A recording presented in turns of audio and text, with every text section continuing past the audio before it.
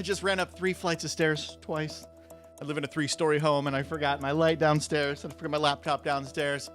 Let's get into it. The Carnival dining room menu change begins fleet-wide rollout today.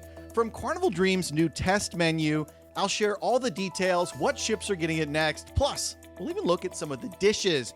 And Norwegian Prima, well, she ran into a hard time over in Belgium the other day as strong winds broke the ship's lines and sent her gangways tumbling into the seas.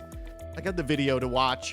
And it's not just Norwegian having trouble around the dock, as Virgin Voyages decided they wanted to just plain crash into one this morning in Miami. Maybe I could be a ship's captain after all. Let's roll the intro.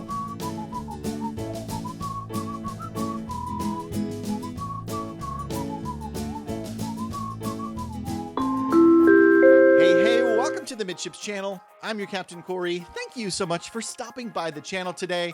I hope you had a wonderful weekend.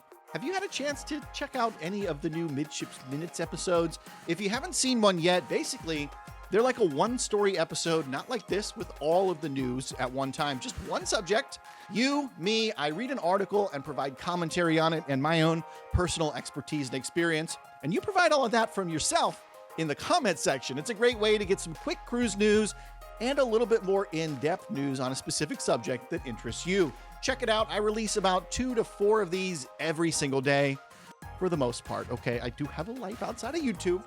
Right, let's get into the cruise news. We're talking Carnival. After what they're calling a successful debut of their new menu on the Carnival Dream, the cruise line is now rolling out this new menu across its entire fleet, starting with the second ship today, Carnival Conquest. Conquest is, of course, home ported out of the port of Miami right now.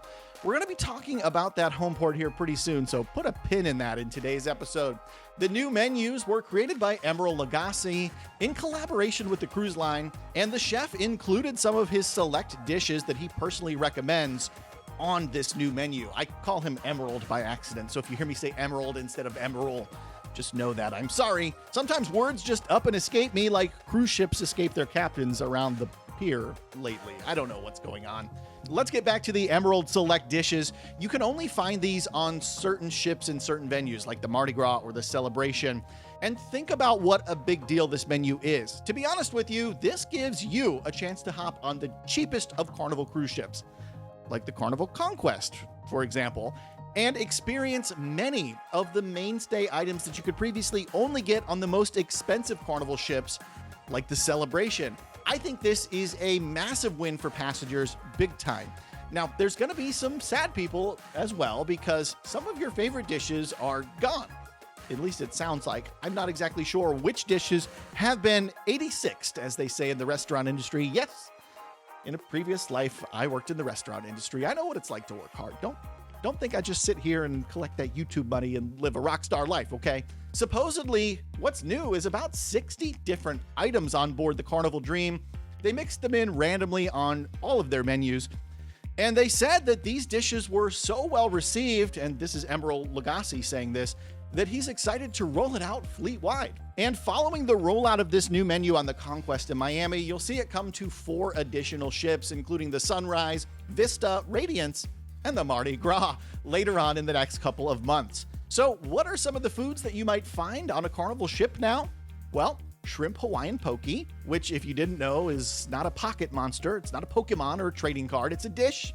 In my experience, they don't cook it very much. You'll also find roast duck rolls, pappardelle pasta, braised lamb, grilled swordfish, Cornish game hen, along with tons of other options like beef carpaccio, crab and shrimp cake, coffee glazed roast duck, and barbecue salmon. Whoa, some of those sound really good. I think those last few dishes are actually from the Emerald menus on some of the Excel class ships.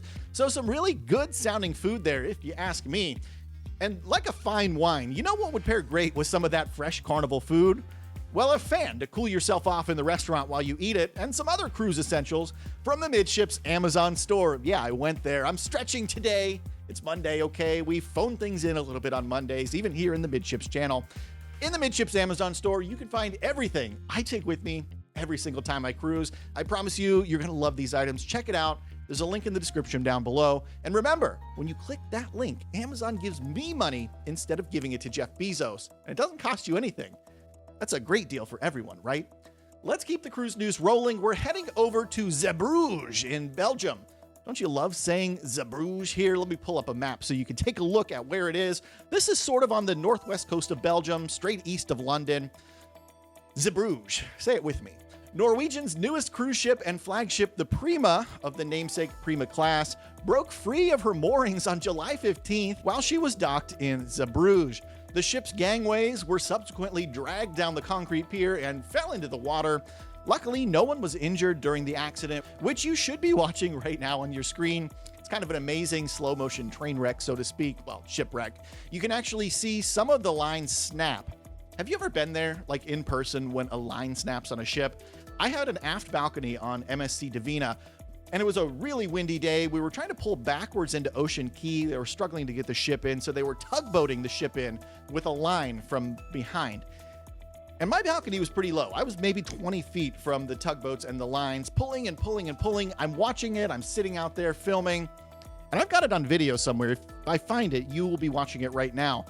The line snaps, pop. It was crazy. The whole ship shudders a little bit, so I could only imagine what it would be like being on board the Prima when the lines started snapping as well. Fortunately, like I said, no one was injured. The gangway, it looks like they probably were able to salvage them since they appear to be physically attached to the Prima as they fell into the water. 3 tugboats were called in to assist getting the ship back under control, which she safely did, and they tied her back up securely. No one was injured, like I said, and the Prima was actually able to continue on unimpeded, like nothing ever happened, even though the video lives on forever. So there you go, Norwegian Prima sitting here, setting course, having problems over in Zeebrugge. And Prima is not the only ship looking to pave her own way today and go places that no ship has been before. We take the cruise news down to Miami. We're talking Virgin Voyages. The Scarlet Lady decided she wanted a new name or something because unfortunately over the weekend, she decided to erase the name Scarlet Lady from the back of her hull by running into a mooring dolphin in the port of Miami. The accident resulted in a massive dent and even a hole in the hull on the starboard aft side of the ship. That's the back, kind of the side that would be, I don't know, port, starboard. Left is port, right is starboard. You do the math on your own. Just above the waterline, literally right where it says Scarlet Lady on the ship. It couldn't be in a more unfortunate spot. Virgin Voyages quickly snapped into action, initiating the repairs on the Scarlet Lady. And it should be noted that the guests on board the next sailing only experienced a minor delay as a result of the crash. And this happened in what appears to be the windy morning hours while the ship was backing in right underneath the Sail the Virgin Way sign. Oh no. Now, unlike our friend the Ruby Princess out on the west coast, which wasn't cleared to sail for days on end by the US Coast Guard, in Miami, the Coast Guard cleared Scarlet Lady to resume operations with only about a 6.5-hour delay from her original scheduled departure time. I kind of wonder if the Virgin folks have been watching the Ruby Princess saga, hopefully on this channel, right? And realized, oh crap, we got to patch this ship up as fast as possible. Otherwise, they're not going to let us sail. The other thing is it's probably easier to get ship parts over in Miami, which is a massive, massive industrial shipping port. I don't know. If you made it this far into today's episode, please make sure you get subscribed to the channel. While you're down there subscribing, leave a huge thumbs up on this video if you're excited to try some of the new foods on your next Carnival Cruise. Thank you so much for stopping by the channel today. And until next time, we'll see ya on the Midships. I got to run downstairs, hop in my car, drive over to my main office, record some Midships Minutes episodes, edit this. It's busy, but hopefully y'all are enjoying the new content. If you have feedback, if you have suggestions, if you have constructive criticism, always drop it in my comment section. And thank you to the individuals who sent me this story on Instagram about the Norwegian Prima breaking free. You beat everybody else in the cruise news industry. Good work. We'll see you tomorrow.